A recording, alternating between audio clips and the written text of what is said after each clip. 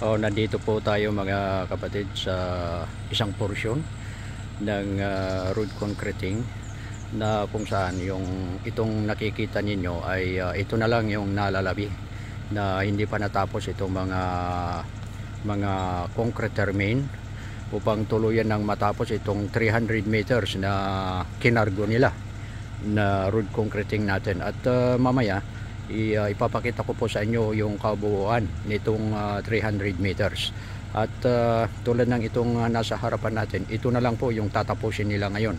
According to King Philip Patungaw, ang haba nito ay 20.5 meters na lang. So nag-assure siya na matatapos ito mamaya na lamang mga kapatid.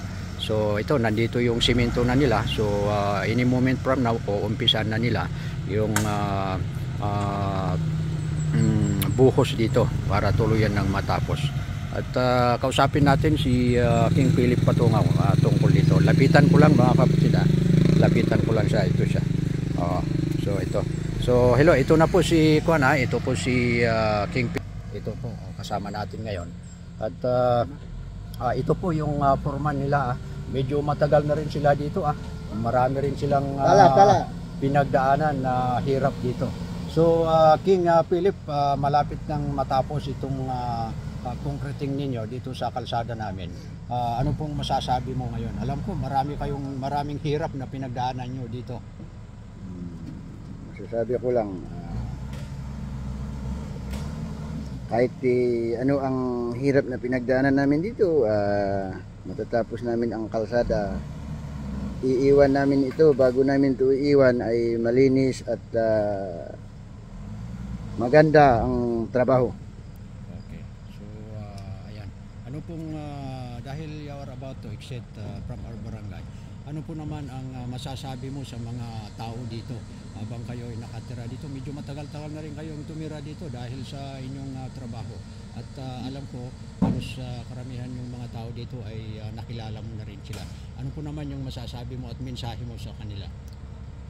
Wala naman akong masabi, wala naman, puro naman mabait ang tao dito. Walang pinakita sa amin na hindi maganda.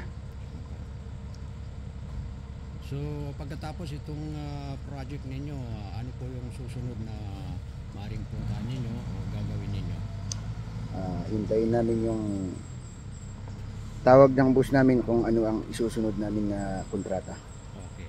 So alam ko medyo malaki na rin yung sahod ninyo dito. Wala naman pong problema, nabayaran lahat. Opo, walang problema, nabayaran lahat. Sigurado po? Opo.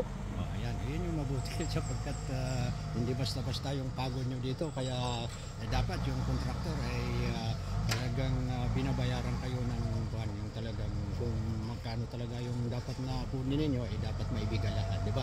Oo. So yan lang po yung masasabi ko sa inyo. At meron pa bang ibig sabihin, lalong-lalo na po yung pamilya nyo? Masasabi ko lang, hindi maiwasan na sabiyak na sabiyak yung mga pamilya namin dito dahil 7 months kami dito sa Libo, La Union. Okay. So ayan po, maraming salamat po at ito na, pipicturan ko itong ginawa nila para sa informasyon naman ng ating kababayan dito. Okay, maraming salamat King Philip. Okay, thank you sir. Good luck po.